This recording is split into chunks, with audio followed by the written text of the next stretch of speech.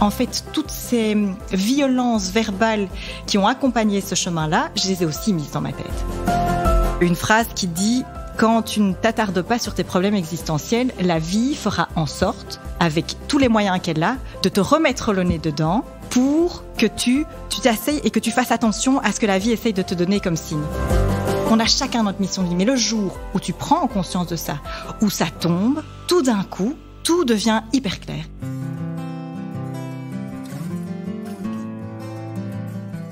Nous naissons princesses et nous devenons guerrières.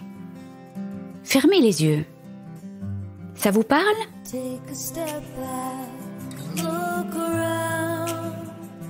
Bonjour, je suis Delphine Rémy et je vous accueille sur le podcast Naître princesse, devenir guerrière.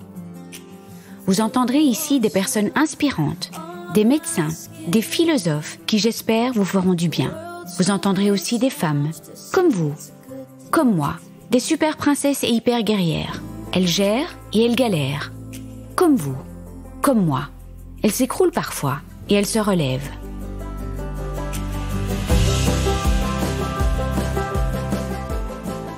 Anty, une sacrée nénette qui m'a laissé complètement paf dès l'instant où je l'ai rencontrée. Une espèce de force de la nature avec une douceur incroyable, un esprit brillant, une passion pour l'humain et le relationnel, une belle mission de vie qu'elle prendra le temps de nous expliquer, et puis une histoire parsemée d'embûches, demandant de se relever à chaque fois, mais aussi parsemée de messages à comprendre, des messages qu'elle prendra aussi le temps de nous expliquer.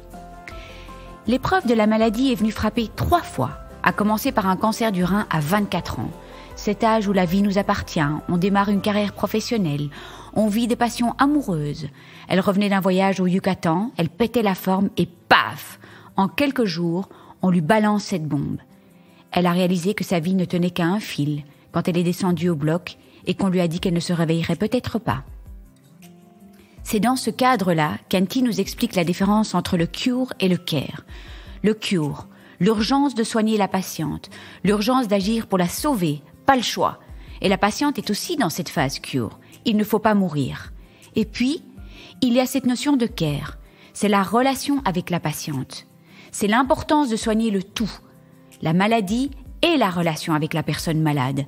Cette partie care a été malheureusement oubliée pendant longtemps pour Anty. Et si j'ai voulu l'accueillir aujourd'hui sur le podcast, c'est parce qu'elle milite pour cette partie care et parce qu'elle a plein de projets passionnants pour améliorer cette prise en charge globale du patient.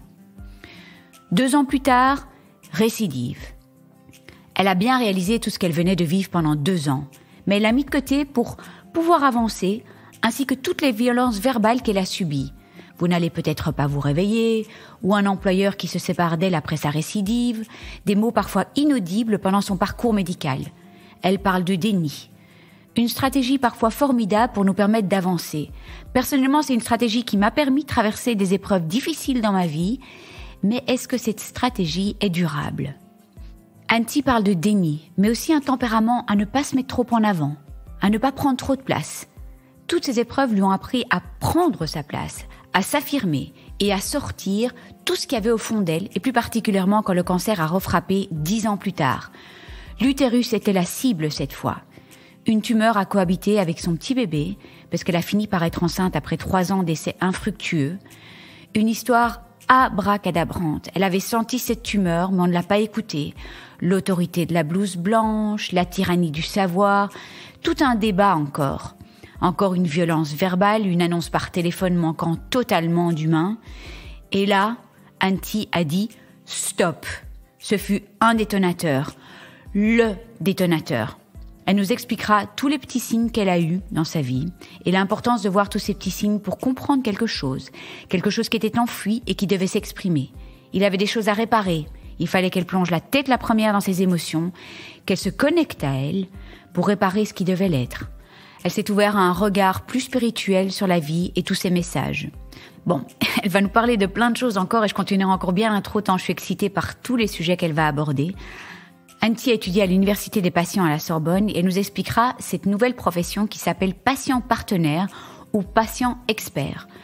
Toute son expérience va lui permettre de devenir ce patient expert qui permet de fluidifier toute cette relation entre soignant et malade. Finalement, c'est vrai. Les patients ont acquis un tas de savoirs, de soft skills, comme disait Magali sur le podcast, pendant leur parcours de soins, pendant toute leur maladie. Comment y a-t-il moyen de capitaliser tout cela pour être au service des patients et être comme un liant entre le monde des soignants et le monde des malades, pour que la relation se passe au mieux? C'est le fameux care dont elle parlait. Le patient expert ne se substitue pas à l'oncopsie ni à l'infirmière de coordination. Il est là pour parler d'égal à égal avec le patient, pour parler la même langue. C'est vraiment fascinant et je vous laisse découvrir cette nouvelle profession en Belgique. Elle est plus développée en France. Et puis, on terminera le podcast par parler des incohérences entre traitements proposés par les médecins et là où est la patiente dans sa vie. La patiente peut exprimer ses craintes, ses envies, ses désirs avec légitimité. Elle peut être entendue. Elle peut être actrice de son parcours de soins. C'est un message important. Et puis il y aura encore un autre message très important, mais ça, je vous laisse la surprise. Bonne écoute. Bonjour Anty. Bonjour Delphine. Écoute, merci 1000 fois d'avoir accepté de venir témoigner sur le podcast Nette Princesse Devenir Guerrière. Alors nous, on s'est rencontrés il y a 1 an dans le cadre d'une table ronde. C'était pour une étude de l'ULB. Oui, pour un projet sur lequel on est toujours avec Magali. Voilà. On croise les doigts d'ailleurs pour décrocher le projet, parce que c'est un super projet de réhumanisation des soins. Donc oui, c'est à cette occasion-là qu'on s'est rencontrés, en effet. Voilà, et puis j'ai été très marquée par ta pêche, par ton histoire qui a commencé quand même très très tôt. Hein. Oui. Donc on va un petit peu retracer. Par cette nouvelle profession de patient partenaire ou patient expert que tu nous expliqueras. Et voilà, alors on commence de manière toujours un petit peu contextuelle. Tu te présentes, ton âge, l'événement qui a chamboulé ta vie il y a déjà un petit temps et qui est venu donner encore des petites secousses après. Et voilà. Alors, il y a en arrière-fond, ça je peux rien faire, un crapaud qui coasse ou croasse. Donc j'espère qu'il va pas faire trop de bruit. Et c'est la saison des amours. Et il me semblait justement que tu voulais parler d'amour aussi. Ouais. Donc, ça tombe voilà. bien. Ça tombe bien. À toi. Alors, écoute, d'abord, je te remercie pour ton invitation. Je suis ravie de partager ce moment avec toi. Donc moi, c'est Anty, j'ai 40 ans. Je suis maman d'un petit Oscar qui vient tout juste d'avoir 5 ans. Et moi, mon histoire, elle a commencé effectivement il y a longtemps. J'avais 24 ans. Je revenais d'un Erasmus à Madrid. Je terminais mes études de journalisme et de communication. Je rentrais, je m'étais offert 2 semaines dans le Yucatan, donc je suis rentrée, j'étais bronzée au summum de ma forme. Je me disais que le monde était à moi et je suis rentrée avec des gourmes partout dans le dos. Et donc je suis allée, on m'a proposé d'aller à l'Institut tropical parce qu'on s'est dit tu reviens du Yucatan, t'as chopé une maladie tropicale, on va analyser tout ça. Puis finalement je me suis retrouvée à Saint-Pierre pour une maladie infectieuse, la dengue. Et à ce moment-là, il y a eu un truc très particulier. Et c'est vrai qu'après coup, j'ai pas vraiment tilté, mais plus tard, quand j'ai développé comme ça cette spiritualité un peu plus exacerbée, je me suis rendu compte qu'il y a comme ça des signes à côté desquels tu peux pas passer, parce que quand j'étais hospitalisée, je suis restée 2 jours dans le service à Saint-Pierre et une de mes meilleures amies est venue m'apporter un paquet de frites parce que j'avais absolument envie de manger des frites. Oui. Parce que les plateaux repas, je vais pas te l'apprendre, c'est pas ce qu'il y a de meilleur à l'hôpital. Et alors elle est arrivée avec un roman d'Éric Emmanuel Schmitt qui s'appelle Oscar et la Dame Rose. Je crois qu'on est nombreux à le connaître. Mais moi, je le connaissais pas. Et puis à 24 ans, c'est pas des thématiques qui finalement t'interpellent. Donc je trouve ça chouette. Je me dis je vais le lire, j'ai que ça à faire. Je lis ce livre. Et pour ceux qui ne connaissent pas le livre, c'est un livre qui parle d'une dame habillée en rose qui s'occupe d'un enfant qui a un cancer et qui accompagne les patients et cet enfant dans tout cet imaginaire autour du cancer. Et c'est juste formidable. Moi, ça m'a fait pleurer, mais ça m'a fait pleurer pour tout ce pour cet enfant, pour tout ce que ça, tout cet imaginaire qu'elle a développé, mais pas pour le cancer en soi. Et il se fait que 2 jours après, on m'apprend que j'ai une tumeur sur le rein. Et là, je me dis, ok, tumeur, c'est-à-dire tumeur. Donc pour moi, c'était un kyste. Je me dis, ok, un kyste. Et là, Oui, à 24 ans. Oui, 24 ans. Mais je ne sais oui. même pas si à ce moment-là, j'avais déjà parlé du cancer. Tu parles pas de ça. Mais non. Tu te demandes ce que tu vas mettre le soir pour aller voir ton nouvel amoureux du moment, comment tu vas te présenter à ton nouveau job, comment tu vas te décrire dans ta lettre de motivation. C'est ça tes préoccupations à ce moment-là. Tu n'as même pas encore fondé ta famille. Donc, cancer, moi, c'était vraiment loin de moi. Donc, quand on me dit tumeur, je pense même pas au cancer. Et puis, tout s'enchaîne. En fait, là, on me transfère à Erasme en me disant non, on peut pas vous soigner ici. Et quand j'arrive dans le bureau de ce chirurgien, le chirurgien me dit, je pense sans savoir ce qu'on m'avait déjà raconté avant, me regarde et me dit, voilà, on va devoir, j'étais avec mon papa, on va devoir vous enlever votre rein. Et là, moi, je me suis arrêtée là et je l'ai regardé, j'ai fondu en larmes et j'ai dit, comment ça, le rein, mais le rein, mais comment je vais survivre avec un rein? C'est pas possible. Donc, je m'effondre, je vais plus pouvoir faire de sport. Et là, il me coupe net dans tout ce flot comme ça d'émotions et il me dit, écoutez, mademoiselle, les larmes, vous allez les ravaler parce que, enfin, il n'a pas utilisé ravaler, mais il m'a demandé d'arrêter de pleurer parce qu'il allait falloir que je me concentre, que je donne toute mon énergie parce on parlait là de survie parce que j'avais un cancer du rein. Et donc, tout d'un coup, avec ton père à côté de toi, je me souviens, je l'ai regardé, je me suis arrêtée et je me suis dit, là, on parle plus la même langue, je ne comprends pas. Je ne comprenais plus. Et je me souviens, il était tard, j'avais été reçue en urgence. Là, il me balance du coup tout le protocole. Vous allez rentrer dans 2 jours. Il faut qu'on agisse vite parce que là, ça faisait déjà 12 centimètres en fait. Ça appuie sur l'artère, je sais plus quoi. Il faut qu'on agisse dans l'urgence. Et donc, t'as plus le temps en fait de pleurer. Là, tu te ressaisis parce qu'on te demande de te ressaisir, que tu comprends que c'est pas le moment de craquer. Et donc voilà, mon histoire avec le cancer a commencé comme ça, de façon assez violente. J'ai pas du tout intégré ce qui se passait. Au moment où je me suis fait opérer, je me souviens, je suis descendue dans cette salle d'opération. J'avais froid, on m'a pas expliqué ce qui allait se passer. On m'a juste dit, peut-être que vous ne vous réveillerez pas. C'est important de le savoir. Et donc je suis partie dans cette salle d'opération en me disant, mais je ne sais même pas. Donc je ne sais même pas si je vais me réveiller. Et donc, j'ai trouvé tu dirais que tout a été tellement inhumain, ou alors est-ce parce que tu étais pas inhumain. À milieu de... Non, vous pas étiez inhumain. Dans 2 mondes différents. Mais je pense qu'à ce moment-là, on est exactement dans cette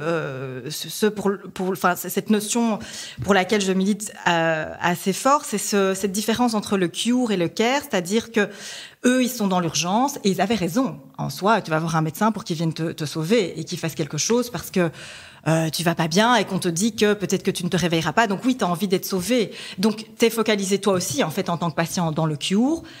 Mais il y a aussi toute cette notion de care qu'on oublie souvent, mais parce qu'on est dans cette urgence à ce moment-là.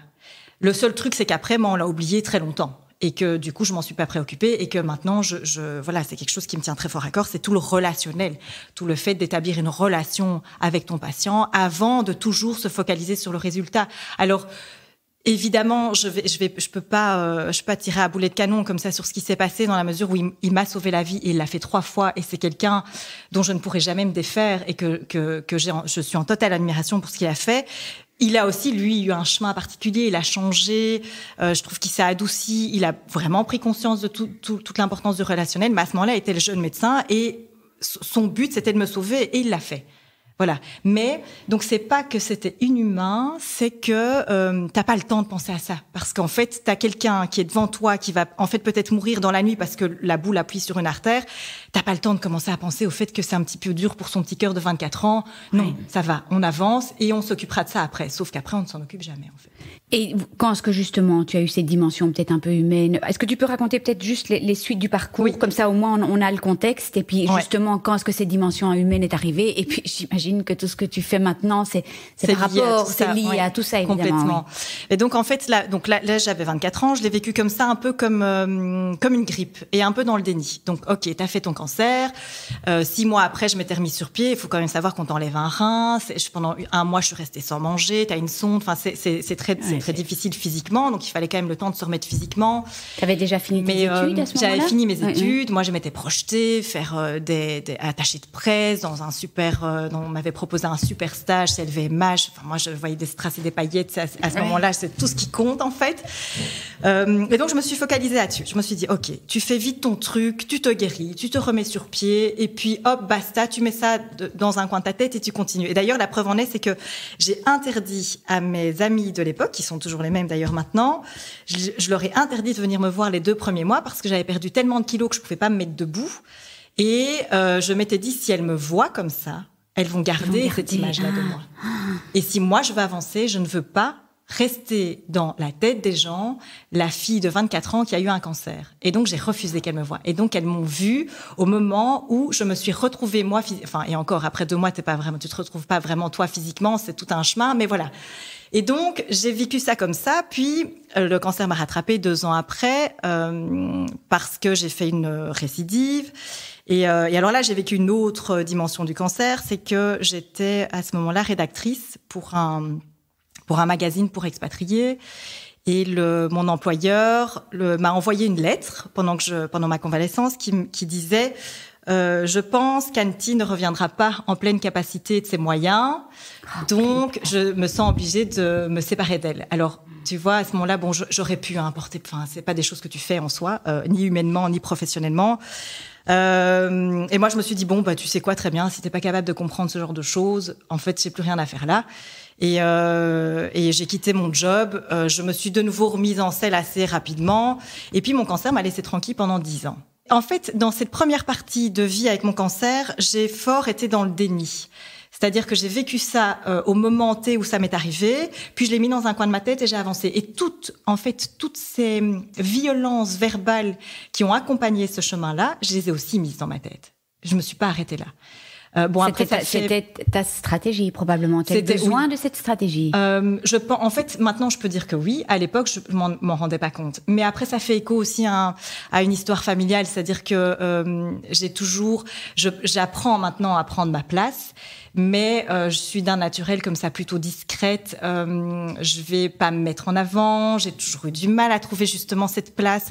Et donc, du coup, je pense que j'ai rien osé dire, j'ai senti cette violence, mais on ne m'a pas offert d'espace pour légitimer cette violence.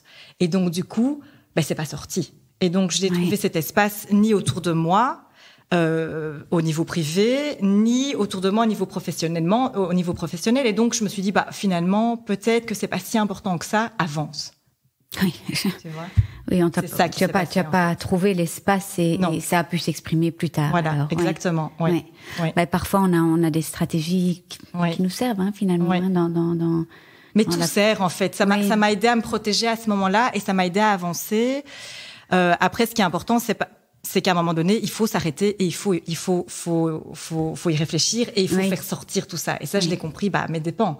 En fait, plus tard, quand mon cancer est revenu 10 ans après, là, et encore, c'est là que les signes de la vie sont tellement parfois flagrants, mais qu'on ne les voit pas. Je lis dans un magazine une phrase qui dit « Quand tu ne t'attardes pas sur tes problèmes existentiels, la vie fera en sorte, avec tous les moyens qu'elle a, de te remettre le nez dedans pour que tu t'asseyes et que tu fasses attention à ce que la vie essaye de te donner comme signe. » Et donc moi, je savais que j'avais des trucs à régler comme ça par rapport à moi-même, mais je l'ai jamais fait, que ce soit par rapport à mon cancer avant, la violence, toute cette violence autour de tout ça, mon passé familial, des trucs que j'avais pas réglés. J'étais très ok, avance, tu vois, je suis vraiment, oui, c'est vrai que je suis toujours comme ça. Moi, je tombe, je rebondis, je tombe, je rebondis, je tombe, je rebondis. Et puis la 3e fois, là, je me suis dit, ok, c'est la 3e fois. Maintenant, ma cocotte, c'est fini. Va falloir que tu prennes le temps de réfléchir un peu à ce qui t'arrive et pas qu'au niveau physique, en fait. Il va falloir que tu te plonges dans tes émotions, et il va falloir que tu te plonges dans ta tête, et il va falloir que tu te plonges dans ton histoire familiale. Et est-ce que tu dirais que tu n'avais pas du tout accès à tes émotions quand même avant ? Non.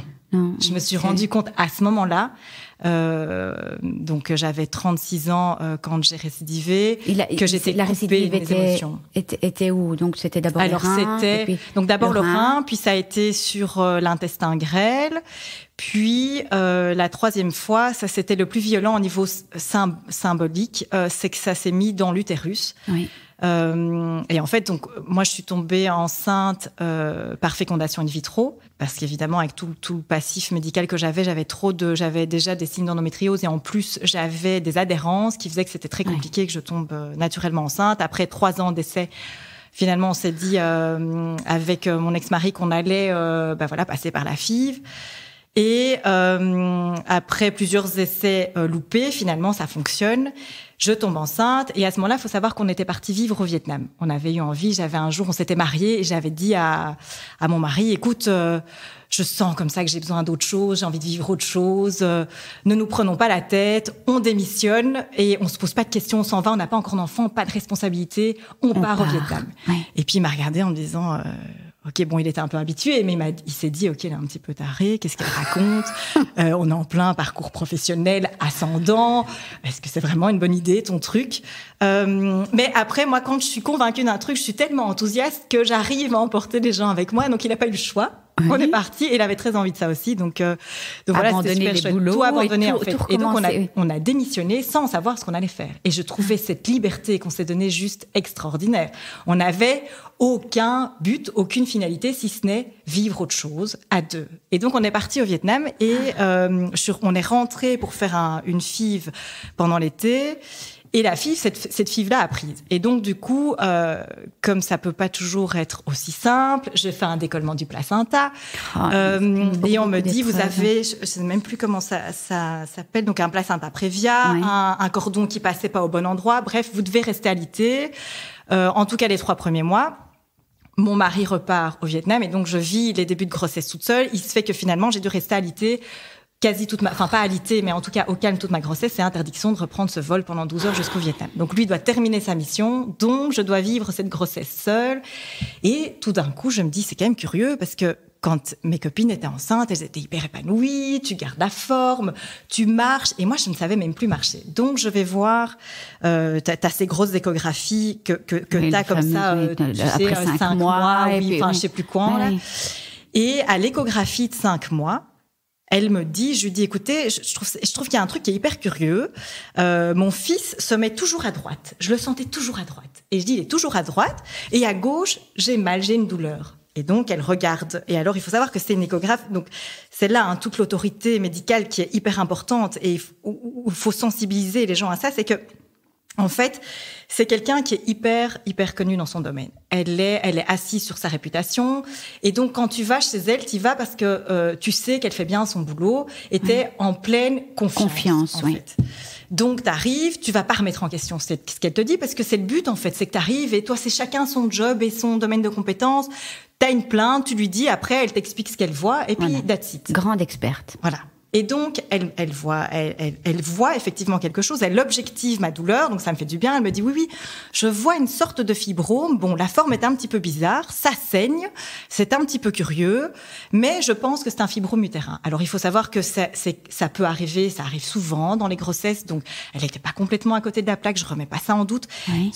Là où j'ai eu un peu plus de mal, c'est que le débat était clos, fermé. Ok, c'est un fibrome utérin, et moi, j'ai juste osé dire, oui, mais vu mon passif, est-ce que on n'investiguerait pas un peu plus loin parce que je suis particulièrement vraiment fatiguée, je ne sais plus marcher. Ça me semble quand même beaucoup pour un fibrome. Et là, elle m'a regardée et elle m'a dit, écoutez, je comprends qu'avec votre passif, vous soyez devenu hypocondriaque. J'ai encore les poils qui se hérissent, je me dis oui, ok. Mais non, rassurez-vous, c'est rien du tout. Ok, bon, tu repars avec le c'est rien du tout. T'es folle avec ton truc, ton ressenti, on va pas l'écouter parce qu'en fait, et elle me dit, et toutes les femmes enceintes sont fatiguées. Oui, ok, toutes les femmes enceintes sont fatiguées, mais on ne peut pas faire de généralité. Oui, effectivement, il y a des généralités, il y a des pronostics, il y a des statistiques, mais l'être humain est tellement unique qu'on ne peut pas toujours coller des statistiques à tout le monde et qu'il faut aller au bout. Quand tu as quelqu'un en plus en face de toi qui t'exprime vraiment tout ce qu'il ressent, va au bout du truc. Et oui, peut-être que tu as raison, mais peut-être pas. Bref, je suis repartie avec ça et j'ai terminé ma grossesse avec cette sensation. Et je l'ai redit à l'écho du 7e mois, je l'ai redit, j'ai dit, écoutez, il est tout le temps à droite. Il y a un truc qui ne va pas. Je me sens pas bien, il est tout le temps à droite. Mais tu sais, t'es pas la première à dire le nombre de j'ai femmes vraiment dit ça. Oui, le nombre de femmes qui ont des intuitions. Et alors, ce qu'il y a, c'est que sous le filtre de la grossesse, sous le filtre de la jeunesse... Tu mets tout dans ce filtre-là. Donc, tu avais senti. Et donc, oui, voilà. Et puis, une maman est reliée à son enfant, en fait. Mais bien tu sûr. vois, t'as un truc tellement particulier. Et je me dis, c'est bizarre, pourquoi est-ce qu'il est toujours à droite, pauvre chat? Il y a un truc qui le dérange à gauche. Et en fait, quand, je suis désolée, je m'attarde sur la Non, mais écoute, c'est intéressant. Donc, c'était une césarienne qui était programmée. Et donc, quand le gynéco m'ouvre, Oscar, ils sortent Oscar, et puis ils le mettent avec son papa, et ils continuent à chipoter. Je me dis, tiens, qu'est-ce qu'ils ont? On me dit rien, on me referme, je remonte, et là, t'es dans, l'euphorie. Je pense que bébé. je me suis jamais sentie aussi heureuse de ma vie. Tout était lumineux, mon fils était le plus beau du monde. Enfin, c'était extraordinaire. J'étais dans une bulle, et je pense que tout le monde, enfin, toutes les mamans et tous les papas savent ça. T'es dans une bulle d'euphorie, c'était génial. Et puis, finalement, et j'oublie, en fait, le fait que je suis restée encore 1 heure sur la table d'opération, j'oublie ça. Et je l'ai oublié pendant longtemps. Jusqu'à ce que 3 semaines après, mon chirurgien, enfin, le gynéco me rappelle et me dise, alors ça aussi, c'est violent. Il ne me dit pas, venez chez moi. Il me dit, écoutez, vous vous souvenez, pendant l'opération, donc déjà non, je me souviens pas, mais vous vous souvenez, on a enlevé une masse, il se fait que c'est une récidive de votre cancer. Boum. Ok, bonjour, au revoir. J'ai pas vraiment, t'as pas le temps d'intégrer le truc, parce qu'en plus, je me souviens très bien de cette image qui me restera à vie, j'allaitais mon fils. Et donc, je me reconcentre sur cet allaitement, et j'ai dû rappeler pour qu'il m'explique. Et à ce moment-là, ça, c'est des choses où je m'en veux, c'est qu'à ce moment-là, et tu vois, c'est dingue, t'es dans la culpabilité alors que tu devrais pas l'être. Je me suis dit, mais pourquoi à ce moment-là, tu lui as pas dit? À quel moment vous m'annoncez ça par téléphone? T'es une mère. T'as peut-être un postpartum que tu gères pas. T'as tes hormones en descente. Il aurait pu m'arriver n'importe quoi avec une bombe comme ça que tu reçois dans la figure. Tu vois? C'est fou. Et donc, encore une fois, là, j'ai vécu cette vie. Et là, cette violence-là, oui, là, c'était vraiment, oui. Là, je l'ai plus accepté. Là, je me suis dit, t'es devenue maman, c'est pas ça que je veux transmettre à mon fils. C'est pas, on te marche dessus et t'es OK avec ça. Non. On te marche dessus et t'es pas OK avec ça. Et ta voix, elle compte. Et ton ressenti, il compte. Et tes émotions, elles comptent. Donc maintenant, on va t'écouter. Oui, donc en fait, c'est tout ce que tu avais ressenti pendant toute la grossesse. Oui, on ne t'a pas cru, on ne t'a pas entendu.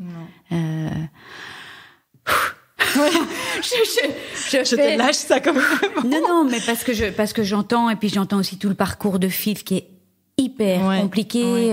Moi, je trouve que ce sont des épreuves qui sont énormes.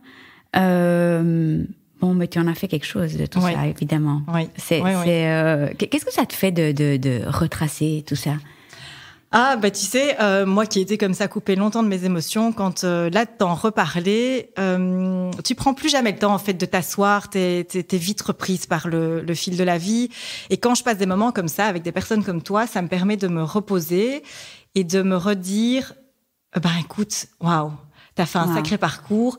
Et je le dis à demi-mot parce que c'est encore très difficile de dire ce genre de choses, mais oui, je suis fière de ce que j'ai, de tout ce que j'ai fait, et je suis fière de ce que j'en ai fait aujourd'hui. Moi aussi. Mais c'est pour ça que c'est très important d'avoir des gens comme toi sur le podcast, parce que c'est extraordinaire. Alors bon, j'imagine que la suite, toute ton implication, c'est par rapport à tout ce qui s'est passé. Oui, donc complètement. Est-ce que tu peux... Donc Oscar va bien aujourd'hui. Il va super bien, plus que bien. Oui, et j'avoue que je le trouve très mignon. J'ai checké sur Facebook, il est à bouffer. Bon, voilà, qu'est-ce qui s'est passé dans cette formation-là? Maintenant, tu as décidé de devenir patiente experte ou patiente partenaire. Tu vas nous expliquer par rapport à tout ce qui s'est passé et quels sont les messages que tu veux faire passer. Alors, en fait... Ça, c'est nouveau. Je pense que les Français connaissent complètement, mieux cette nouvelle profession. Je dis nouvelle, mais en fait, j'en sais rien. Oui, c'est une nouvelle profession. Voilà. Est-ce que tu peux un peu nous expliquer? Et puis, évidemment, ton expérience personnelle, pas de manière, nous expliquer cette formation et puis pourquoi c'est si important pour toi. Alors, en fait, je suis tombée sur cette idée de patiente experte en lisant. Alors encore une fois, il faut croire que ma vie est liée au magazine. Je lisais un magazine qu'on m'avait apporté pendant ma convalescence et je vois tout un article sur la formation de mission en accompagnement du parcours en cancérologie des patients à la Sorbonne. Et je me dis, tiens, qu'est-ce que c'est que ce truc? Je lis l'article et là, ça résonne en moi un truc de dingue. Je me dis, OK, si j'avais dû mettre des mots sur ce que j'avais envie de faire de tout ce parcours et de toute cette cohabitation avec le cancer, eh bien, c'est ça que j'ai envie de faire. C'est transmettre tout ce que j'ai appris pour pouvoir aider des gens à peut-être éviter ces moments de solitude, à peut-être éviter ces moments où on légitime pas ta plainte, à éviter tous ces moments difficiles par lesquels je suis passée. Voilà, si je peux apporter ma pierre à l'édifice pour fluidifier ce parcours de soins qui est pas évident, eh ben c'est tout gagné. En fait, c'est ça que j'ai envie de faire. Je vais me retrouver dans ce que j'aime le plus, c'est le relationnel. Moi, je ne vis que de ça, des rencontres avec les gens, du partage, du relationnel. Et donc, je me suis vraiment complètement retrouvée dans cette description. J'ai gardé ça un petit peu dans un coin de ma mémoire et puis j'ai discuté avec un ami qui m'a un jour parlé de la mission de vie. Alors moi, il faut savoir que je suis très cartésienne.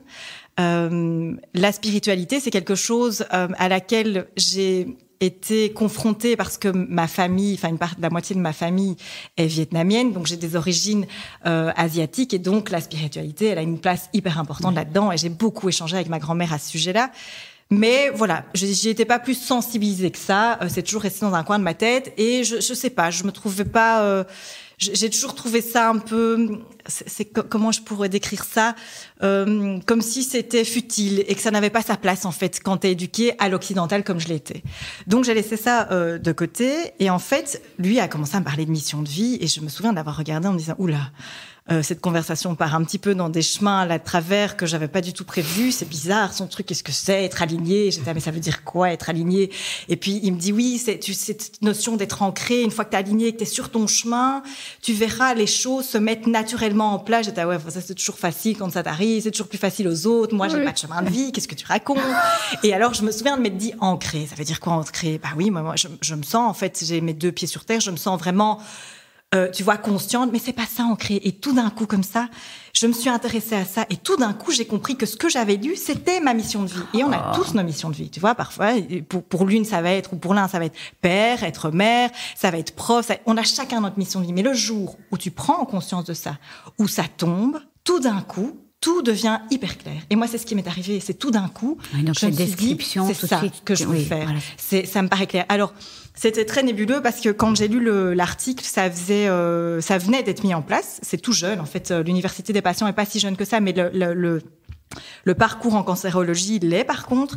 Et c'est inspiré, en fait, de Montréal et de l'université de Montréal qui a mis en place tout ce programme de partenariat patient. Alors, à la base, c'est quelque chose qui est bénévole et donc c'est comment est-ce que tu capitalises l'expertise qu'un patient peut dégager de son parcours médical. Parce que oui, quand t'es confronté à la maladie, qui plus est quand c'est une maladie mortelle et qu'on touche comme ça à ta finitude, tu vas développer plein de capacités, plein. La gestion du stress, comment gérer tes propres émotions, comment prendre des décisions, comment prioriser les choses. Enfin, il y a plein de choses. Le relationnel que tu mets en place, le fait de t'écouter, ça te permet aussi d'être beaucoup plus efficace. Enfin, il y a plein de choses comme ça que tu mets en place, mais on capitalise pas tout ça. En plus, quand tu as vécu un parcours, tu vois là où tu aurais peut-être mieux fait les choses, qu'on peut améliorer. Et donc, ils se sont dit, pourquoi est-ce que maintenant qu'on on est tellement loin dans le savoir-faire au niveau des technologies, est-ce qu'on boosterait pas le savoir-être? Et donc, c'est tout ça, en fait. Oui. C'est toute cette idée. Il y a Alexandre Berkes, qui est responsable du pôle européen de toute cette mission de partenariat patient, qui en fait, dit très justement, pour parler de ça, que c'est une encapacitation collective, en fait. Donc, c'est vraiment se dire que le domaine de la santé, c'est un domaine de démocratie, où chaque citoyen a sa place et a sa voix, et où donc on a chacun notre petite pierre à apporter à l'édifice, et de façon différente. Et le patient expert, c'est une des facettes du partenariat patient. C'est en fait un patient qui se dit « je veux être partenaire des soins de santé, oui, mais je vais essayer de me donner les moyens de faire ça autrement, je vais me professionnaliser, je vais suivre une formation. » Voilà, c'est ça que j'aimerais bien que tu expliques, en fait. Donc c'est une profession à part entière, ou juste pour que tout le monde comprenne, où se situe en fait le patient expert ou patient partenaire. Patient expert, c'est parce qu'il s'est professionnalisé dans l'équipe pluridisciplinaire, par exemple, par rapport aux infirmières de coordination, par rapport aux oncologues, par rapport à où est-ce qu'il se situe. Alors, parce que je me souviens, je suis désolée, je te coupe encore une fois, mais je trouvais que l'image était géniale. Tu avais parlé du métier d'avocat, et puis de la médiation qui est arrivée. Et je trouvais, ça c'est une image que j'ai retenue et je trouve qui permet de vraiment bien comprendre cette profession. Alors en fait, je t'avais parlé de ça parce que je disais aussi que quand les médiateurs sont arrivés il y a 15 ans, on se disait, un médiateur, mais pourquoi ? On a les avocats pour ça, ils ont été formés pour ça, le médiateur n'a pas la même formation. Oui, ok, ils n'ont pas la même formation, mais justement, c'est là que c'est génial. On n'a pas la même formation. Alors, en tant que patient expert, t'arrives, t'as pas une formation de soignant et il faut avoir cette notion en tête. Je ne suis pas un médecin. Je n'ai aucun pouvoir prescriptif. Alors, quand je dis je parle pas de moi, je parle du patient expert en général. Il n'a pas de pouvoir prescriptif. Il offre en fait une solution qui est une sorte de lien, si tu veux, une sorte de lien entre le monde des soignants et le monde des patients, sans oublier les aidants proches aussi, parce que souvent on les met un peu de côté. Il faut savoir que j'ai écouté là il y a pas longtemps un colloque sur les aidants proches et qu'ils font souvent, si pas autant, plus de dépression que le proche lui-même. Oui, mais j'ai invité sur le podcast Anoucha. Voilà. Et je pense que ce sera posté avant le tien. Oui, elle est tombée en dépression. Voilà. Et son mari pas. Voilà. Son mari qui avait le cancer, pas. Donc voilà. Pas. Donc en fait, c'est vraiment ce patient expert est une personne en plus dans toute cette équipe, une nouvelle discipline, si tu veux, et qui concrètement, on prend un exemple. Voilà, on a une patiente qui l'infirmière de coordination n'a pas le temps, l'oncologue n'a pas le temps. Alors c'est le patient expert qui va arriver, peut-être pour écouter des plaintes ou tout en fait. Alors en fait, c'est très difficile parce qu'ici c'est tout neuf. Il n'y a pas encore de patient expert qui est intégré dans une équipe médicale. Là, on y travaille avec l'Institut Bordet à intégrer justement comment est-ce qu'on peut harmoniser tout ça au mieux parce que ça doit servir et le patient et le soignant. C'est vraiment une relation qui se voit dans les deux sens, qui est bilatérale, dans un esprit de collaboration. Puis il y a tout un travail de sensibilisation aussi à faire parce que le terme expert, ça peut faire peur. Tu sais, tu arrives. Tu es expert de quoi, Finalement, je le répète souvent et je trouve ça important aussi que tout le monde entende, ça ne reflète pas l'humilité de la tâche. Le patient expert, il arrive, il s'est formé, il arrive juste avec l'envie de retravailler le relationnel au sein d'une facilité aussi. De facilité, mais d'accompagner. Si tu veux, c'est vraiment. J'avais expliqué ça en prenant l'exemple un jour de cette mayonnaise, c'est qu'il te manque parfois un liant pour que la mayonnaise prenne. Eh bien, c'est ça. En fait, on a tout pour que ça fonctionne. Et ça fonctionne déjà bien. Et en fait, il s'agit pas toujours de tout remettre en question.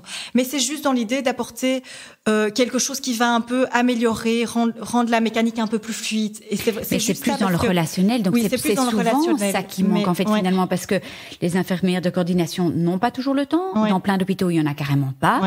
Les psychologues n'ont pas toujours le temps non plus. Donc en fait, c'est vraiment une personne. Et puis c'est autre chose finalement parce que ce qui est important de savoir, c'est que ça ne va pas se substituer ni à l'oncopsie ni à l'infirmière de coordination. Et d'ailleurs, en discutant avec les infirmières de coordination, au début, c'est vrai qu'elles étaient un peu frieuses. Et puis finalement, c'est celles qui défendent le plus le concept du patient expert parce que tout le monde trouve sa place quand tu comprends qu'en fait, le patient expert, il vient juste là pour donner un espace d'égal à égal, pour parler la même langue.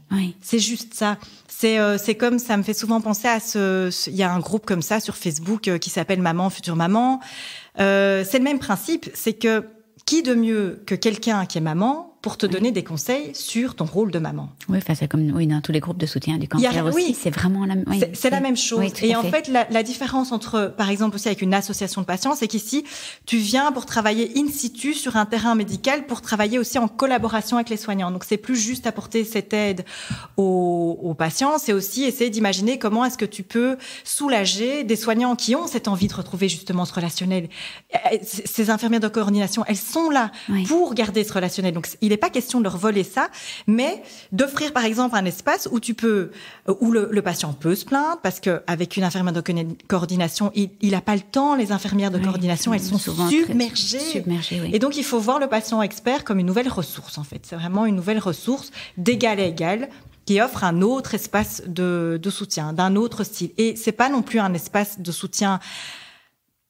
C'est vrai que c'est un peu psychologique, mais c'est pas le rôle non plus du patient expert de donner ce soutien. C'est l'écoute. Non, voilà. Et rapporter aux médecins et à l'équipe, en fait. Peut-être des choses qui n'auraient pas été dites. Exactement. Parce que c'est vrai que finalement, pendant les rendez-vous avec l'oncologue, il n'y a pas toujours une place pour tout ce qui est émotionnel, ressenti, et donc ce serait effectivement extraordinaire d'avoir... Waouh! C'est une grande nouveauté, en fait. Oui. Donc là, on est dans un travail de sensibilisation. En France, ça a déjà commencé. Il y a déjà des patients experts qui sont engagés. Et donc, tu me demandais concrètement comment ça se passe. Par exemple, à Bordeaux, il y a une patiente experte. Si les auditeurs veulent en fait lire un peu comment se passe la journée d'une patiente experte, il y a une des patientes qui a fait ça, en fait, qui a fait le même parcours que moi à la Sorbonne, qui s'appelle Sabine Dutheil, qui a été interviewée comme ça, où tu peux lire 24 heures dans sa journée. Et en fait, elle explique vraiment bien concrètement comment ça se passe quand tu es intégré dans un institut médical. Et donc, en fait, elle est dans un bureau avec une infirmière. Et son rôle, c'est d'accompagner les patientes qui en ont envie. Ça, c'est important aussi, parce que tout le monde n'a pas besoin de ça. Il y a des gens qui se retrouvent mieux dans un schéma paternaliste où on te donne un canevas à suivre et t'es OK avec ça. On n'a pas besoin de te laisser la place pour toi, tes questions. Voilà, il y a des gens qui n'ont pas besoin de ça. Après, maintenant, on arrive dans une époque où le patient, il est plus le même qu'il y a 15 ans. Le patient qui arrive maintenant devant toi, c'est un patient 2.0. Il est hyper connecté, il a déjà été chercher plein de trucs, il a plein d'infos dans sa tête. Il arrive, il est déjà un peu plus au courant de ce qui va lui arriver. Et donc, c'est plus difficile, je pense, pour le monde soignant d'être confronté à ça parce que il sait plein de choses. Et il faut pouvoir répondre aussi à cette nouvelle... ce nouveau patient, en fait. Et donc, ça participe à ça aussi. Et puis, le cancer est devenu une maladie chronique. Donc, ça veut dire que tu as toute une population comme ça de survivants avec laquelle il faut faire quelque chose. Et c'est génial, en fait. C'est génial de pouvoir dire ça. Mais c'est une réalité. Je lisais encore les chiffres. C'était 350 000 survivants. C'était des chiffres de 2012 de la Fondation contre le cancer. Qu'est-ce que tu fais de tous ces gens qui ont leur vie qui a été chamboulée et qui ont besoin d'être accompagnés dans ce parcours-là. Et la volonté est là intrinsèquement dans l'institut hospitalier d'accompagner tous ces gens, mais on n'a pas les moyens. Et donc, on offre le patient expert comme nouvelle ressource et comme possible accompagnement. Alors, ça conviendra pas à tout le monde, mais pour ceux qui le souhaitent, voilà, ça peut être une option à l'hôpital de pouvoir aller déposer ce que tu as envie de déposer. Je mettrai tous les liens. Il faudra que tu me donnes vraiment tous des liens parce que il y a tellement de gens qui veulent rendre. Comme Magali disait dans le podcast, elle a rarement vu des personnes qui n'ont pas envie de rendre et qui ont envie de s'isoler sur une île déserte. Et voilà, on a tellement, je sais pas si rendre est le bon terme, mais en faire quelque chose. Et je pense que cette profession intéressera. Il y a plein de gens qui me disent mais j'aimerais tellement faire quelque chose pour les patients. Donc ce serait vraiment intéressant qu'on mette toutes les informations. Alors toi, dans ce cadre-là, à Bordeaux, qu'est-ce qui va se passer maintenant Alors en fait, donc l'ambition, ce serait d'intégrer donc un patient expert dans cette équipe médicale, dans l'idée de petit à petit former une cohorte de patients partenaires qui viendraient, soit au chevet, parce que tu peux te situer à différents niveaux de l'hôpital. Tu peux être au niveau de la recherche, donc être appelé pour donner ton avis sur des protocoles de recherche. Tu peux être appelé pour donner ton avis sur le parcours du patient dans l'hôpital. Est-ce que c'est bien indiqué? Est-ce que les messages doivent être comme ça? Tu peux donner... Il y a plein de niveaux. Tu peux au chevet du patient. Voilà, il y a plein de niveaux. Mais donc, du coup, et ça existe déjà à Bordeaux. Il faut savoir qu'il y a le programme Pizarro qui permet à des patients partenaires de venir ponctuellement donner des avis sur des questions bien particulières. Mais maintenant, l'idée, c'est vraiment d'aller un petit peu plus loin et d'accepter que quelqu'un vienne en tant que professionnel, qu'un ancien patient qui n'a pas de background médical vienne en tant que professionnel pour pouvoir coordonner tout ce projet. Et donc, c'est un petit peu ça l'ambition de Bordeaux, c'est de me permettre de déployer ça et de voir si ça fonctionne ou pas. On ne sait pas, c'est tout nouveau. Après, c'est clair que là, quand tu vois ce qui se passe au Canada ou ce qui se passe en France, t'es débordé, enfin les gens sont débordés par ces demandes. C'est fatalement ça qui va arriver, puisqu'il y a vraiment, je pense, un besoin, une demande. Mais c'est comme c'est ce qu'une infirmière de coordination me disait, quand elles sont arrivées au début, on les a aussi regardées avec des yeux tout ronds en se disant qu'est-ce que c'est que ce truc. Elles sont vraiment des personnes et elles sont clés. indispensables. Mais c'est à elles qu'on dit, elles sont débordées, en plus débordées. Et elles sont débordées. Donc oui, parce qu'en plus elles doivent gérer aussi tous les agendas et tout ça, ce qui n'est pas le rôle du patient expert, j'imagine. Donc et en fait, il y a aussi tout, tu sais, tous ces appels entrants, parce que il y a une patiente comme ça qui me disait un jour, pendant la nuit, j'ai cauchemardé, je ne savais pas, j'ai pas posé des questions sur les effets secondaires, et alors l'alimentation parce que je suis allergique à ça. Et le patient expert, à ce moment-là, on peut imaginer qu'il puisse être là et lui dire, OK, et moi, c'est ce que j'ai fait avec elle, on s'assied, on va lister toutes ces questions, et tu prépares tout ça. Comme ça, quand tu arrives devant l'infirmière de coordination ou devant le médecin, tu as déjà tu sais toute cette agitation qui est partie, tu vas dans le concret, parce que personne, en fait, c'est la réalité des choses. On faut pas qu'on nie ça. On n'a pas le temps, personne n'a le temps. Et donc, le patient expert, c'est une des possibilités, peut désamorcer ça, par exemple, tu vois, l'aider à préparer le canevas de ses questions pour rentrer dans le vif du sujet, être certain d'avoir posé toutes les questions, être certain aussi d'avoir toutes les informations, tu vois, en possession, pour pouvoir prendre la juste décision aussi, celle qui lui correspond le mieux. Ça aussi, c'est important. Et j'imagine que le patient expert, au bout d'un certain moment, peut aussi répondre à toutes les questions sur les effets secondaires, sur toutes ces choses-là, parce que vous devenez quand même expert aussi. On peut, si on a des réponses, mais c'est pas des réponses. C'est là la limite. Oui, c'est la limite. C'est la limite que, en tout cas, moi personnellement, je m'impose. C'est que tout ce qui concerne le médical, ça reste dans les mains de quelqu'un qui fait partie du monde des soignants. Oui. Voilà, je trouve que le rôle du patient expert, c'est de rediriger vers la bonne personne, de faire un petit nettoyage, un déblayage de ce qui peut être dit, ce qui peut attendre. Voilà, ça oui. Prioriser les choses, mais par contre, tout ce qui est médical, voilà, ça moi, en tout cas, et je ne peux parler qu'en mon nom, c'est pas un domaine vers lequel je me permettrais d'aller. Alors, plus pour parler de toi, est-ce que tu as vraiment l'impression, en fait, c'est tout ce qui t'a manqué, en fait? Oui, et maintenant, c'est... Oui. Et là, ça prend sens, en fait. Maintenant, tout prend sens, en fait. Donc, c'est ça, tout ce qui m'a manqué me permet de le vivre avec mes tripes, en fait, et d'être persuadée que ça a une nécessité. J'utilise souvent un mot que je trouve fort, mais qui veut tout dire, c'est... Moi, j'ai beaucoup souffert de cette tyrannie du savoir. Oui. Fort. Que ce soit dans ma vie privée, comme dans ma vie, j'ai envie de dire médicale, même si les deux sont liés. Toujours être comme ça impressionné par ceux qui ont cette connaissance et qui, du coup, comme corollaire à ça, ont une autorité naturelle parce qu'ils ont le savoir. Et tout d'un coup, je me suis rendu compte que on peut aussi avoir un savoir qui peut être légitimé et qu'il faut pouvoir l'entendre, en fait, et que c'est important de l'entendre. Que je te racontais une anecdote il y a pas longtemps, là, quand on s'appelait, sur le fait que on prend pas souvent conscience comme ça que déjà on a une intuition et que la personne qu'on a en face de soi, le patient qu'on a en face de soi, il a un projet de vie. Il est souvent dans un moment clé de sa vie et on lui demande pas quel est son projet de vie. Et lui-même ne le sait pas. Si tu ne le mets pas devant cette réalité-là, il sait même pas, en fait, parce qu'il est focalisé sur sa maladie, machin, et il oublie son projet de vie. Et moi, plusieurs fois, ce projet de vie, il est passé à la trappe pour pouvoir me sauver. Et heureusement, parce que sinon je serais pas là pour en parler, mais on aurait pu faire les choses différemment et arriver au même résultat, je pense. Je pense par exemple notamment au jour où on m'a dit on va enlever l'utérus. On pouvait pas faire autrement. Oui. On pouvait pas en soi faire autrement. Mais je n'ai compris qu'après que ça voulait dire plus d'enfants. Il y a personne n'est venu m'expliquer.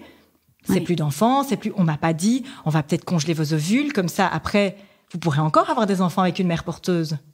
On m'a pas parlé de ça. Tout ça. Et je venais d'être maman. Donc moi, je me suis dit, je veux...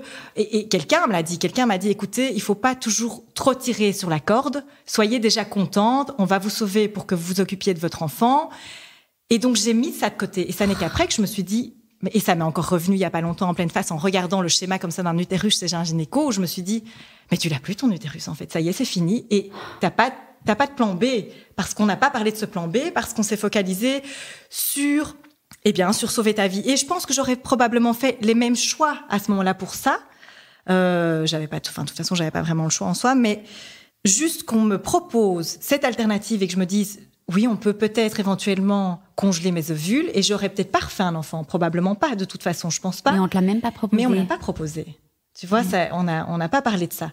Donc, ça s'est reproduit plusieurs fois. Ça s'est produit aussi toujours à cette troisième récidive. Quand on m'a annoncé cette récidive, j'ai été voir de nouveau un ponte, un oncologue qui est vraiment vraiment connu. Donc j'ai bu ses paroles et lui m'a dit écoutez, vous en êtes à votre deuxième récidive. Les protocoles disent que là, c'est fini. En fait, on va vous donner une thérapie anti-angiogénique pour stabiliser la tumeur, mais il n'y a pas de traitement curatif. on ne va pas aller vous opérer. Il y a trop d'adhérence, ce serait complètement cow-boy, en fait, de faire ça. Alors moi, quand tu me parles de solutions comme ça, cow-boy, pas raisonnable, ça fait tilt en moi, je me fais, OK, alors je vais prendre le chemin pas raisonnable, parce que moi, le truc plan-plan que tu me proposes, ça va pas le faire. Et à ce moment-là, c'était nouveau ça, c'était une incohérence entre mon parcours de vie et le parcours de soins qu'on me proposait.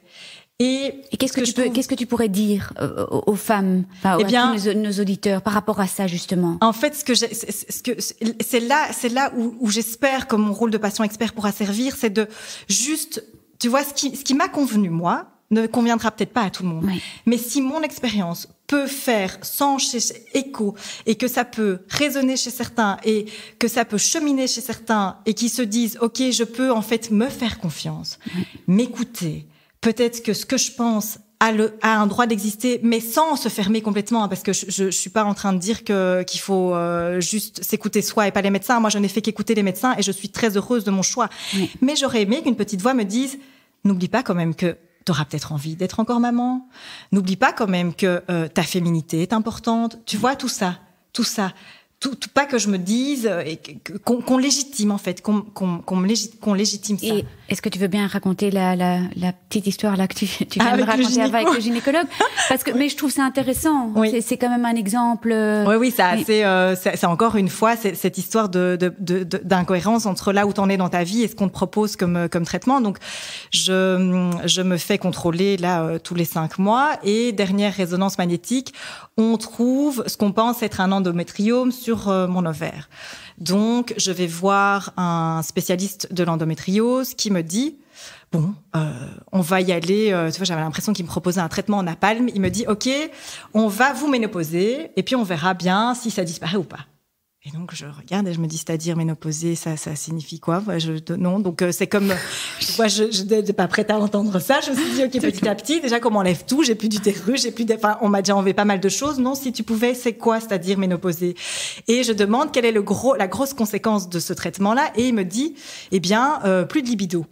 Et là, à mon avis, j'ai dû faire une drôle de tête parce qu'il m'a regardé en me disant, mais ça a l'air d'être si important pour vous. Et là, donc du coup, je me suis nouveau sentie pas légitime dans ma plainte interne, et je me suis dit oui, et puis là, je me suis dit ben non, en fait, je vais lui dire, et je lui ai dit ben oui, évidemment que ma libido c'est hyper important. Je reste une femme avant tout. Voilà, en plus, bah oui, pour l'anecdote, on s'est séparés avec mon mari. Donc, tu vois, t'es dans une phase de reconstruction de ta vie. On t'annonce que t'as plus de libido. Non, je suis pas vraiment OK avec ton truc. Et c'est important. Alors oui, mais en plus, c'est ce que je lui disais. Je lui dis, là, on n'est pas dans une question de survie. Donc, est-ce qu'on peut pas trouver un truc un peu plus doux? Oui, ouvrir la ménopause, en fait. Et je me suis sentie, alors, OK, j'ai peut-être dit ce que j'avais envie de dire. Et j'étais vraiment là, mais l'image qui m'est venue, c'est, il tire d'un côté sur ma libido. Et moi, j'étais là, non, rends-moi ma libido. Non, je te prends ta libido. Non, rends-moi cette libido. Et donc, je suis partie de là, je me suis dit, cette libido, je la garde pour moi. Personne ne touche à ce truc, je vais trouver une autre solution. Et puis, c'est un peu descendu, mais... Même, en fait, finalement, presque pas la première fois, je vais dire, mais ouais. c'est tout ce que tu n'as pas fait, en voilà. fait. Et là, je me suis affirmée. Voilà, affirmée. Et ça t'a fait énormément de bien. Et ça m'a fait du bien. Bon, après, la suite, ça valait la peine. Ouais. Donc, tu continues à raconter la suite. Je me suis sentie bien. En fait, j'étais assez fière de moi. Tu vois, je me voyais me mettre une petite gommette. Mais après, je me suis quand même dit, bon, écoute, redescends un peu sur terre. Voilà, il faut quand même te dire que s'il te propose ça, c'est qu'il y a peut-être des raisons. Donc, voilà, je suis un peu redescendue sur terre, mais je me suis dit, réfléchis un peu à tout ça. Qu'est-ce que tu pourrais imaginer d'autre? Et donc là, tu vois, ce cheminement, c'est là que ça résonne aussi par rapport au reste. C'est que j'ai la chance d'avoir été élevée dans un milieu où l'esprit critique est important. Oui. Tu fais des études universitaires où on te martèle qu'il faut toujours garder un esprit critique, remettre les choses en cause. Donc, j'ai ce tempérament de remettre les choses en cause, mais tout le monde ne l'a pas. Non. Et c'est ça que je trouve dur. C'est qu'il n'y a pas une équité d'accompagnement dans le parcours de soins. C'est que moi, j'ai eu cette chance de remettre en question, d'aller chercher des réponses, de pas être OK. Mais tout le monde ne fait pas ça. Et c'est ça aussi un peu le message que j'aimerais transmettre, c'est qu'il y a des personnes qui peuvent aider à un petit peu débroussailler tout ça. Voilà. Et voilà, c'est important de prendre conscience qu'il n'y a pas toujours qu'un chemin tout tracé et que oui, effectivement, ils savent ce qu'ils disent et souvent à juste titre, mais que parfois il y a des méthodes un peu plus douces. Et donc, je me suis dit, OK, va voir ton gynéco que tu vois d'habitude, propose-lui un peu ce que tu as en tête. Et donc, j'ai été le voir et je lui ai dit, écoutez, moi, si je réfléchis, je me dis que si c'est pas un endométriome mais que c'est lié à mon cycle hormonal, peut-être que ça a disparu entre-temps. et qu'en fait, on va me ménopauser pour rien. Est-ce qu'on peut pas refaire une échographie pour s'assurer que c'est là ou pas, en fait? Et il me dit oui, en fait, donc j'ai adoré, hyper réceptif, hyper à l'écoute, il m'a pas prise pour une folle, il s'est dit oui, en fait, on peut faire ça. On a fait cet écho, et il me dit, écoutez, je vois plus rien. Et donc, du coup, tu vois, voilà. Oui. Donc, du coup, il m'a dit, ce qu'on va faire maintenant, et donc il m'a proposé tout à fait autre chose. Et donc, quand je dis doux, c'est pas forcément, on arrête les traitements médicaux, parce que souvent les gens ont peur de ça, et je comprends. C'est la folle qui a décidé d'arrêter ses traitements et d'aller trouver des trucs avec des plantes. Non, il faut voir ça comme un truc à 360 degrés. Tout est bon, en fait. Les méthodes alternatives aussi, puisque moi, je fais de la phytothérapie. Je suis des traitements, je trouve ça important aussi, mais je fais pas que ça. Et donc là, quand je dis doux, c'est un chemin plus doux, mais médical quand même. Tu vois, médical quand même. Et qui permet de mieux accepter les choses. Et de respecter là où j'en suis. Des thérapies complémentaires. Oui. Être ouvert à ça, en fait, à d'autres chemins. Et donc là, finalement, c'est ce que et du coup, finalement, il en est ressorti de là que je l'ai regardé. Je lui ai dit, OK, donc si on refait une écho dans un mois, que finalement, il y a quand même quelque chose, je vais le faire, ce traitement de ménopause. Mais je l'aurais fait volontairement, en ayant repris, tu vois, en redevenant, en fait, c'est ça aussi, en redevenant acteur de ton parcours de soins. Oui. On te rend le pouvoir que tu as sur ta santé et ton parcours de soins. Et ça change tout. Quand tu reprends le contrôle, parce que la maladie, c'est ça que ça te vole, c'est le contrôle sur tout. Mm-hmm. Et quand on te redonne ce contrôle-là, t'as une meilleure adhésion. Je viens encore d'en faire l'expérience, et ça vient de tomber maintenant pendant que je te parle. Je me rends compte qu'en fait, je vais mieux adhérer au traitement parce que j'ai compris, et ça va venir de moi, en fait. Ouais. Et on m'a respecté dans ma plainte, et on m'a respecté dans mon ressenti. Voilà. C'est ça, en fait. C'est juste ça, le patient. Oui, parce qu'on a tellement subi pendant des mois et des mois. On décide pas nos agendas, et c'est vraiment oui, moi j'ai ressenti très très fort aussi de tout de suite prendre les rênes de ma maladie, même si tous ces traitements et ces rendez-vous étaient imposés. Mais alors, comme tu dis, tout le monde n'a pas toujours cet esprit critique. Il y a des gens qui ont peur aussi de la blouse blanche. Oui, c'est cette autorité. Tous les médecins ne sont pas ouverts à cette discussion, donc c'est très très très précieux, tout ce que tu nous dis. Il y aura toujours un peu la question piège. Voilà, comment est-ce que tu as envie de terminer le podcast? Est-ce que tu as des choses que tu as envie d'ajouter? Ah oui, c'est vrai que c'est toujours compliqué. C'est comme le moment où tu dois te présenter. Moi, je suis toujours un peu mal à l'aise. Je sais jamais ce qu'il faut dire, alors que finalement tout le monde dit un peu la même chose. Mais là, écoute, je vais parler avec le cœur et je vais te dire que ce que la maladie m'a appris, elle m'a appris plein de choses, en fait. Elle m'a, la plus grande chose que la maladie m'ait donnée, déjà, c'est l'amour de moi. Ça, c'est un truc que j'ai appris, que je comprenais pas du tout, en fait. Je me disais, qu'est-ce que c'est que ça, l'amour de soi? C'est quoi? C'est tu te regardes le matin et tu te dis, waouh, je suis beaucoup trop canon ce matin, je suis vraiment super sympa. En fait, c'est pas ça. Et c'est de ça dont j'ai manqué pendant tout mon parcours. C'est, tu as le respect que t'as pour les autres, tu l'as pour toi-même aussi. La douceur que tu as pour les autres et la bienveillance que tu as pour les autres, tu l'as pour toi aussi. Tu t'écoutes. Et tu as le droit aussi, à être douce avec toi-même. Moi, j'ai pas été douce toute une partie de ma vie avec moi-même. J'ai été dure avec moi-même. Je le suis encore. Ça me touche, en fait, de te dire ça, parce que oui, ça me va loin. C'est vraiment ça. J'ai appris à être plus douce avec moi-même, et ça, c'est la plus belle chose que la maladie m'a apporté, ça. Et cette liberté, en fait, d'être qui j'ai envie d'être. Ça paraît hyper bateau. Moi, je me souviens quand je disais des trucs comme ça, développement personnel, j'étais là, oh, ces gens avec je suis là où j'ai envie d'être. Et, tu vois, je trouvais ça tellement bateau, débile. Enfin, ça me parlait pas du tout. Je suis honnête, ça me parlait pas du tout. Je trouvais ça vraiment. Et puis, je me retrouve à dire les mêmes mots. Et en fait, le jour où ça t'arrive, tu prends conscience que c'est là que se situe la vie, et que moi tous les jours je m'émerveille, en fait, de la vie. Alors il y a des jours qui sont difficiles, tu vois, c'est pas facile tous les jours, mais ce que la maladie m'a appris, et le fait de tout cet amour de soi que tu te donnes, te permet en fait de prendre de la distance par rapport aux coups durs. Tu les vois d'une autre façon. J'ai compris aussi que, si je devais retenir aussi une chose de tout ça, c'est que on n'a pas beaucoup de pouvoir quand on est malade, et peu importe, on doit même pas, en fait, passer par la maladie pour entendre ça. C'est qu'il y a peu de choses sur lesquelles on a du pouvoir. Peu de choses. Et ça, en fait, il faut à un moment donné l'intégrer, parce qu'on passe beaucoup de temps et beaucoup d'énergie à agir sur des choses sur lesquelles on n'a aucun pouvoir. La seule chose, enfin en tout cas une des seules choses sur lesquelles on a beaucoup de pouvoir, c'est la façon dont on décide de voir les choses, de voir le monde. Et cette maladie, tout ce chemin, bon, après, j'ai été sensibilisée à ça très jeune avec ma grand-mère, mais c'est une des choses que je trouve qu'on devrait apprendre quand on est petit, en fait, à l'école.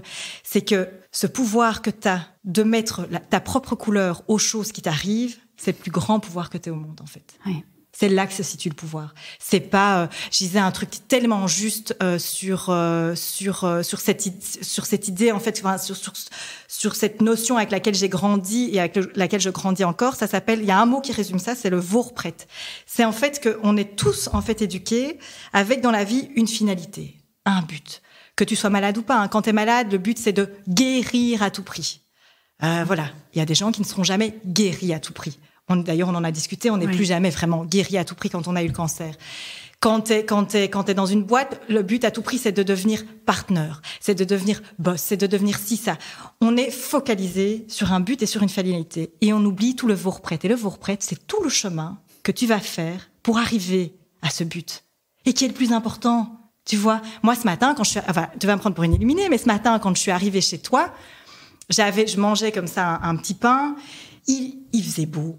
J'avais une super musique de fond et j'étais tellement enthousiaste à l'idée de faire ce truc que juste ça m'est monté. Et en fait, c'est apprendre aux enfants à apprécier ces moments-là, tu vois, et pas juste se focaliser sur ce que tu vas faire, mais tout ce chemin qui t'amène à ça.